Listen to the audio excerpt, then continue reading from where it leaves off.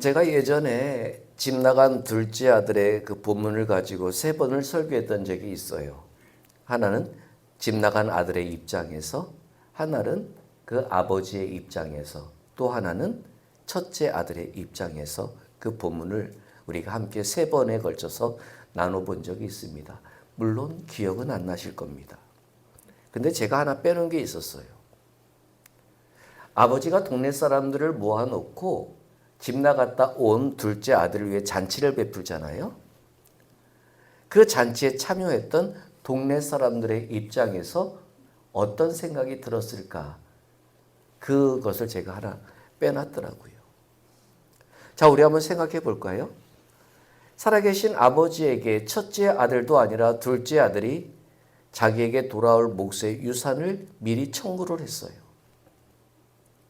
어쩌면 그 아들은, 첫째 아들은 묵묵하게 집안의 모든 굳은 일을 다 했을지라도 이 둘째 아들은 아마 투덜투덜거리며 자신의 마음을 다 내비치며 이런저런 불평과 불만을 하면서 하루하루 살았을지도 몰라요. 그리고 그는 아버지에게 유산을 받아서 멀찍이 가서 산다고 했지만 그 아들이 그곳에서 돈을 다 탕비하고 사람들도 다 떠나고 돼지 우리에서 돼지와 함께 뒹굴며 살고 돼지의 음식을 훔쳐먹다 걸린 그 모든 인생의 모습들을 동네 사람들은 몰랐을까요? 알았을 거예요. 소문이 다 났을 거예요. 저 자식 지 아버지 돈 가지고 온 놈이야. 돈만 가지고 자랑하면서 살았던 놈이야. 근데 결국에는 저렇게 초라해질 대로 초라해져서 집에도 돌아가지 못하고 돼지우리에서 돼지와 함께 오물범벅이 된 인생 속에서 돼지가 먹는 열매도 몰래 훔쳐먹다가 또 그것까지 걸려서 쫓겨난 인생이야. 아마 그 둘째 아들의 집의 동네 사람들은 다 알 거예요. 그런데 그 아들이 왔네요. 아버지는 찢겨주고 옷을 입혀주고 가락지를 끼워주고 동네 사람들을 모아서 잔치를 벌이는 거예요. 무슨 잔치인지도 모르고 그 집에 딱 찾아왔는데 그 둘째 아들이, 그 천하의 나쁜 놈이 그 집에 버젓이 화려한 옷을 입고 얼굴이 삐까번쩍하며 손에 가락지를 끼고 앉아 있는 거예요. 동네 사람들은 뭐라고 했을까요? 여러분들이 동네 사람이라고 생각해 봅시다. 여러분들 같으면 어떻게 하시겠어요? 꼴도 보기 싫지만 그래도 잔치상에 밥이 맛있어 보여서 참고 드시겠습니까?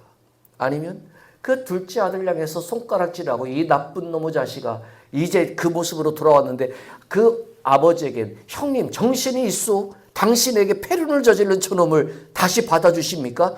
별의별 소리를 하면서 에이 하고 돌아간 사람들도 있을 거예요. 잔치의 분위기가 좋지만은 않았을 것 같아요. 그 모든 모습을 보면서 그 집 나가서 돌아온 둘째 아들은 얼마나 좌불안석이었을까요? 자기 때문에 아버지가 겪는 그 비난들, 자기 때문에 아버지가 먹는 그 욕들, 자기 때문에 아버지가 당하는 수치와 모욕들.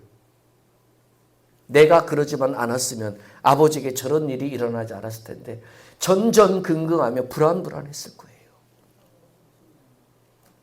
근데 그 아버지의 입에서 나온 한마디가 뭔지 아세요? 욕을 하는 사람들 앞에서, 손가락질을 하는 사람들 앞에서 이 별도 없는 늙은이 하면서 별의별 소리를 다 듣고 있는 그 아버지의 모습 속에서, 그 상황 속에서 아버지가 딱 한마디 내뱉은 게 뭔지 아세요? 내가 죽은 줄로 알았던 아들이 돌아왔도다.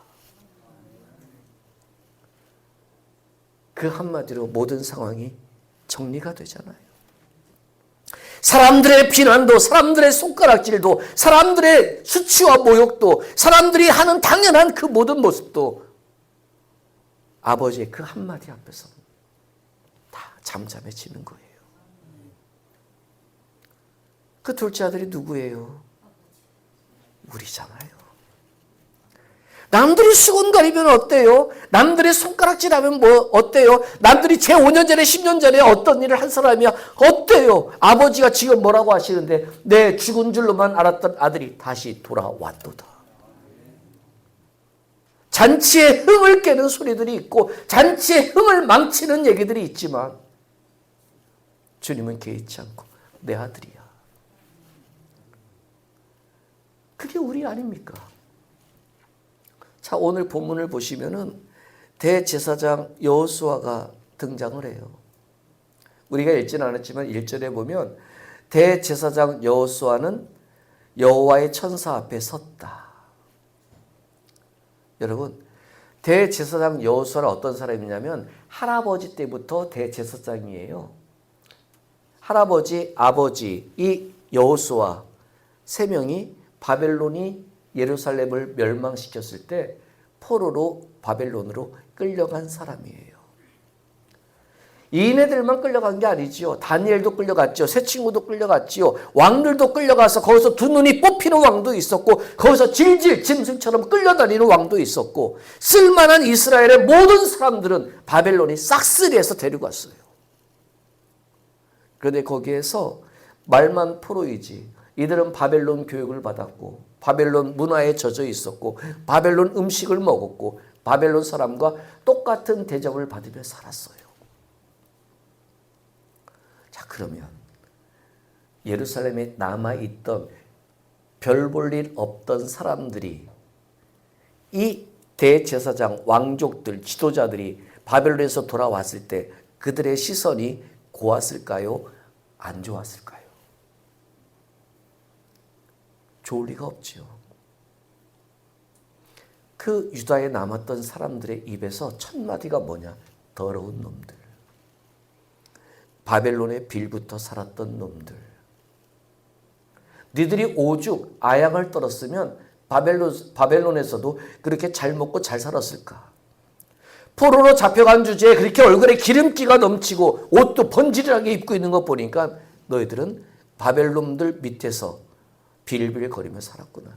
이 더러운 놈들.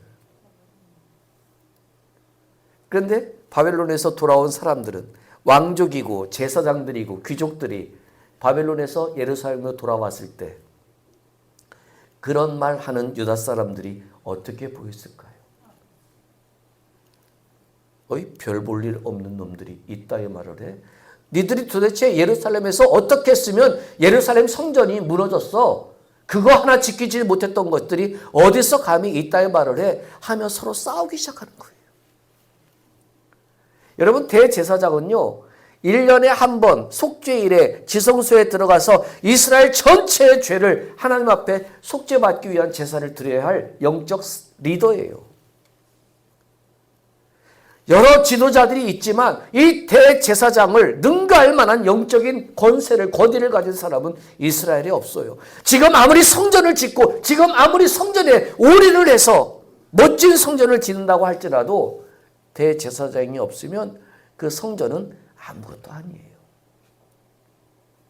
그런데 지금 이 이스라엘 남은 유다 사람들이 대제사장인 여호수아를 향해서 뭐라고 공격하느냐? 너 바벨론 밑에 있었잖아. 너 더러워질 대로 더러워졌잖아.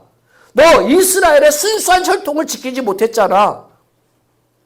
야, 바벨론에 가서 그렇게 잘 먹고 잘 사느니 차라리 죽었어야지. 돌아온 여호수아를 향해서 손가락질을 해요. 네가 드리는 제사를 우리는 안 받겠다. 너한테 제사를 맡길 수가 없다. 너 같은 놈이 어떻게 우리의 죄를 위해서 제사를 지낼 수 있는가? 이 여호수아를 상당히 공격을 해요. 성전을 짓고 있는데. 여러분, 이게 나쁜 모습일까요? 당연한 모습이에요. 앞에서도 말씀드렸지, 둘째 아들 향해서 손가락질하고 비난하는 말들 당연해요. 우리의 상식으로는 그 아들을 받아줄 수가 없어요. 그리고 우리의 인생의 경험으로는 이 대제사장 여호수아를 다시 우리의 여호수아로 제사장으로 인정하기란 쉽지가 않아요. 그러한 상황에서 하나님은 이 대제사장 여호수아를 천사 앞으로 부르십니다. 여러분 참 신기하지 않으세요? 하나님이 이 천사 앞으로 이 대제사장을 부르셔서 그를 뭐라고 얘기를 합니까? 2절 마지막 부분 보세요. 이는 불에서 꺼낸 그슬린 나무가 아니냐 하실 때에. 지금 대제사장 여호수아를 뭘로 표현해요? 그슬린 나무라고요. 다 탔으면 나무가 남아있을까요? 그슬렸다는 건 뭐예요? 아직까지 시커멓게 변하긴 했어도 나무가 있다는 얘기잖아요. 너희들이 볼 때에 시커멓게 그슬려서 버려야 할 나무처럼 보일지라도 하나님에게는 아직 나무야. 이걸 하고 있는 거잖아요. 너희들은 대제사장 여호수아가 마음에 들지 않을지라도 하나님은 그 대제사장의 가문을 통해 하신 약속을 이루시는 하나님이야. 이걸 얘기를 하잖아요. 그러면서 여러분 우리가 읽은 3절을 보십시오. 여호수아가 더러운 옷을 입고 천사 앞에 서 있는지라. 이것을 보면은 더러운 옷은 앞에 2절의 내용으로 하면은 그슬린 나무를 얘기를 하잖아요. 자기의 인생이 그슬려졌다, 시커멓게 됐다. 그것을 3절에서는 더러운 옷이라고 표현해요. 자, 아까 제가 서론에서 말씀드렸잖아요. 둘째 아들이 깨끗이 씻고 아버지의 집으로 왔습니까?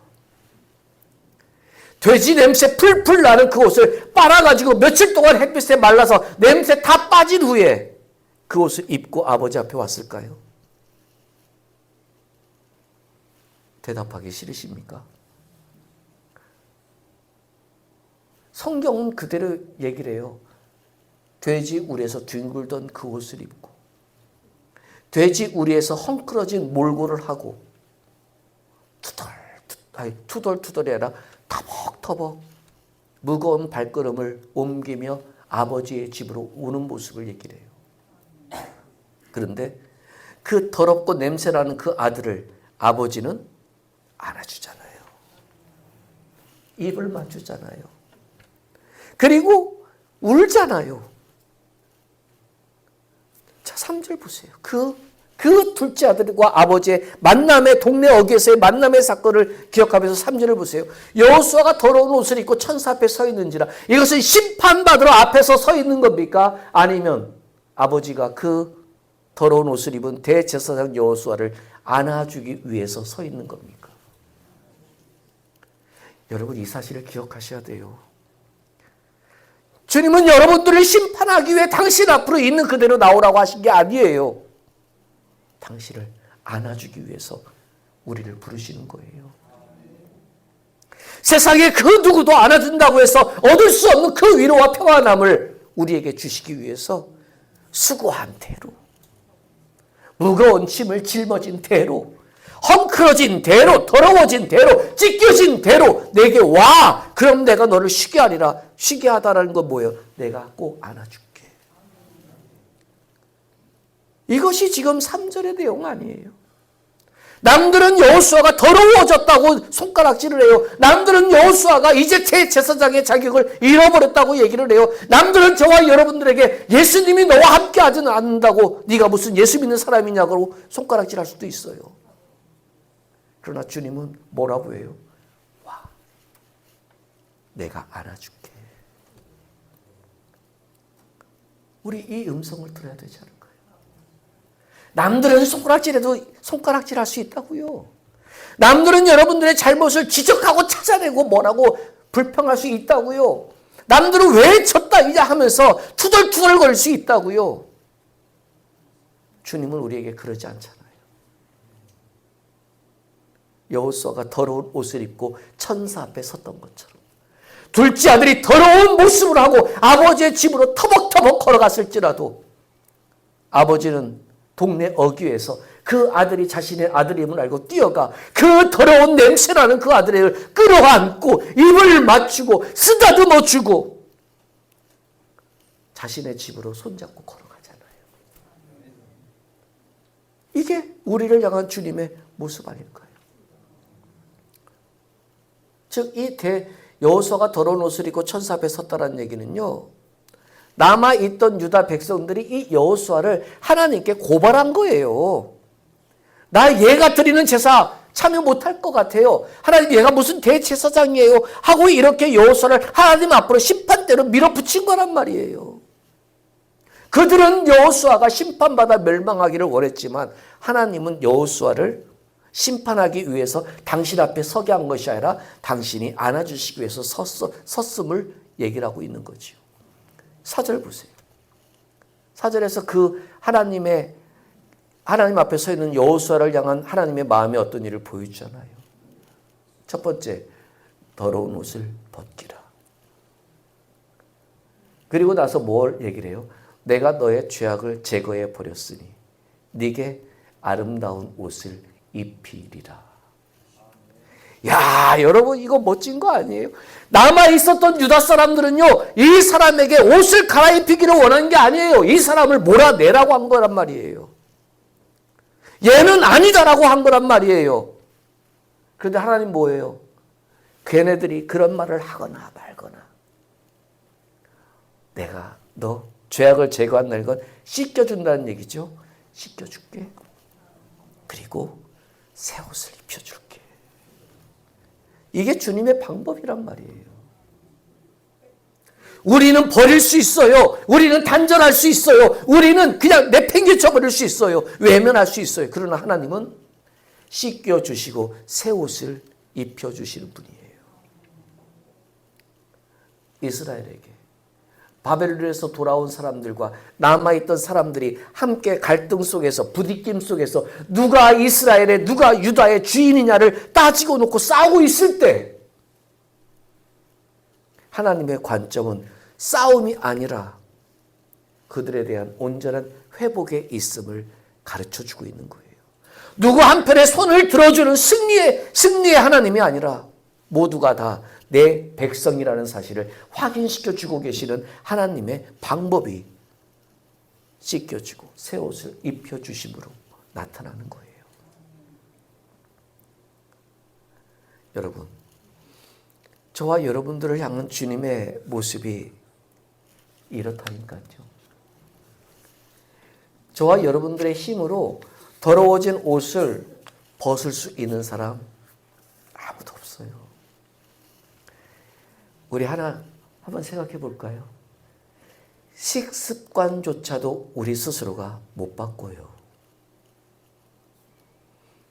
혹자는 그래요. 목사님 나이가 몇 살인데 그것도 못 드세요. 못 먹어요. 못 먹는 걸 어떻게 하라고요? 제가 안 먹어봤는데. 여러분들에게는 그게 맛있는 음식일지 모르지만 저에게는 그게 무서운 음식일 수도 있어요. 그렇게 채소를 안 먹으니까 배만 불룩불룩 나오죠. 어떻게 해요, 못 먹는 걸. 여러분, 우리는 내 식습관조차도 못 바꿔요. 운동하라는 거 모르겠어요? 힘들어요. 공감하시는 분도 있잖아요. 산에 올라가는 거 좋지 않겠어요? 왜 올라가요? 내려올 걸. 여러분, 이게 우리의 생활 습관 하나조차도 바꿀 수 없는 연약하고 박약한 우리들의 모습이에요. 그런 우리들이 내 옷을 갈아입는다고요? 아니요. 하나님에 의해서만 옷이 갈아입혀져요.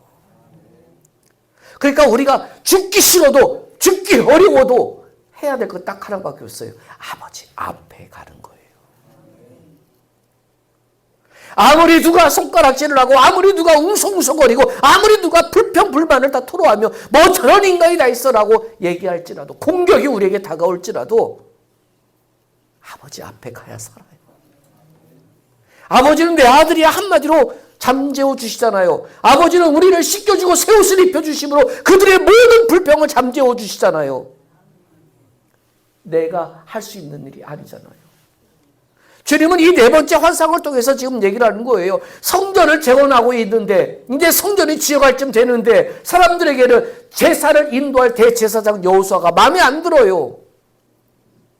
그런데 하나님은 왜? 내가 저를 새롭게 옷을 입혀줄 텐데 너희들이 이렇다 저렇다 말을 하느냐. 딱 한마디로 딱 잘라 얘기하는 것이 환상 네 번째 모습이에요. 여러분 우리가 읽은 본문 5절을 보실래요? 새 옷을 입혀주신 것뿐만 아니라 뭐라고요? 정결한 관을 그의 머리에 씌우소서. 하나님이 그에게 권위를 주셨음을 선포하는 거잖아요. 우리가 그런 사람들이라니까요, 여러분. 하나님이 야 너는 내 아들이야, 너는 내 딸이야, 이거 여러분 괜히 평안하게 만들어주시려고 하는 거 아니에요. 저와 여러분들에게 당신의 딸과 아들로서의 권위를 부어주신 것 아닙니까? 그럼 저와 여러분들이 뭘 해야 돼요? 예수의 이름으로 선포하며 살아가야지요.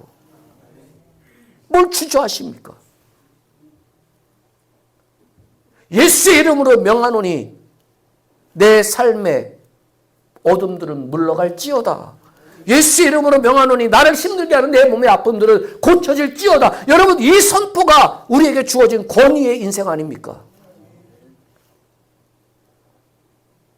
이미 여러분들을 다 깨끗하게 갈아입혀 주셨는데 왜 옛날 더러워진 옷처럼 생각하고 초라하게 쭈그려 있냔 말이에요. 여호수아 얼마나 위축됐겠어요. 영적인 권위를 가진 대제사장인데 사람들이 인정을 하지 않아요. 그 사람의 제사에 모이질 않아요. 얼마나 힘들겠어요. 그런데 하나님은 이 한마디로 대제사장 여호수아의 권위를 회복시켜 주시잖아요. 어떻게 다른 사람들의 말에 신경 안 쓸 수가 있습니까? 어떻게 다른 사람들의 이런저런 얘기들에 무시하며 살아갈 수 있겠습니까? 저도 자유롭지 않고 저도 때로는 사람들의 별것 아닌 말 한마디에 하루 종일 침울해 있기도 하고 우울해 있기도 하고 정말 내가 뭔가라고 생각할 정도의 고민에 빠질 때도 참 많은 사람입니다. 그런데 고민하다 결국 내 입에서 아버지 하는 한마디의 기도가 나올 때 참 처음부터 기도하면 좋을 텐데 아버지 어떡하죠? 라는 그 한마디의 기도가 나올 때 아버지는 내게 괜찮아 음성 들려주지 않으세요. 그래도 그 아버지라고 내가 부르는 그 한마디 속에 내게 쫙 퍼지는 평안의 향기들이 그것을 무시하게 만드는 것이 아니라 그것 속에서도 하나님을 향한 감사의 한마디가 고백되게 만들어 주시더라는 얘기예요. 대제사장 여호수아도 그거 아닐까요? 전전긍긍하고 있을지 몰라요. 그런데 아버지는 내가 너를 새 옷을 입혀주고 죄악을 깨끗이 씻어주고 네 머리에 관을 씌워줄게.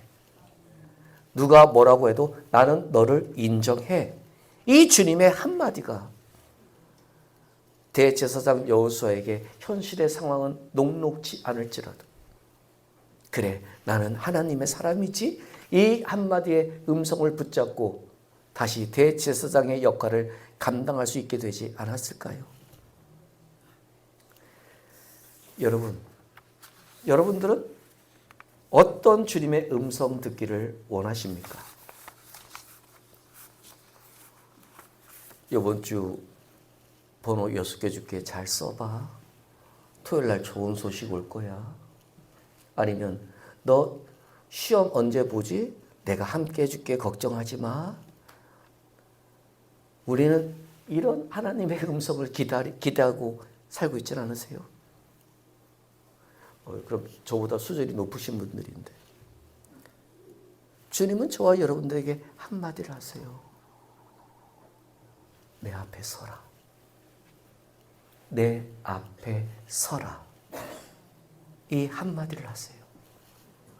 주님 앞에 서면 내 옷을 벗기는 것도 주님이 벗겨주시는 거고 내 몸의 때를 닦아주시는 것도 주님이 닦아주시는 거고 새 옷을 입혀주시는 것도 주님이 하시는 거예요. 그 과정 속에서도 더 많은 반대와 더 많은 혼란과 더 많은 욕들이 난무하게 우리를 다가올 수 있어요. 그러나 주님이 하시는 거예요. 주님이 마지막으로 정결한 관을 씌우심으로 모든 사람들에게 얘 내 사람이야 라고 선포함으로 상황은 끝나잖아요. 이게 스가랴에게 보여주신 네 번째 환상입니다. 저는 이 환상을 통해서 우리 하나만 생각해 봅시다. 우리의 인생 속에 우리에게 우호적인 것보다 우호적이지 않은 것이 더 많아요. 나는 그런 마음이 아닌데 사람들은 내 본 마음을 이해하지 못하고 오해해서 나를 공격할 때가 참 많아요. 그렇다고 다 포기하실래요?